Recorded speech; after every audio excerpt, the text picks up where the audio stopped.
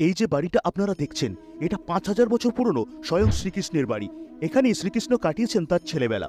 বাড়িতে ঢুকতেই এই যে মূর্তিটা দেখছেন, এটা মা যশোদা দরজার সামনে রাখতেন যাতে ছোট্ট কৃষ্ণ ভয় পেয়ে বাইরে না বেরোয়। আর এই জায়গাতে ঝোলানো থাকতো শ্রীকৃষ্ণের প্রিয় মাখন, যা ছোট্ট কানহা ও তার বন্ধুরা চুরি করে খেতেন। আর এটা হলো মা যশোদার রান্নাঘর। এর ছাদ মা যশোদার উনুনের ধোঁয়ায় কালো হয়ে গেছে। আর এটা হলো সেই কালকটরি যেখানে গোপীদের কাপড় চুরির জন্য মা যশোদা ছোট্ট গোপালকে ৫ ঘন্টা বেঁধে রেখেছিলেন।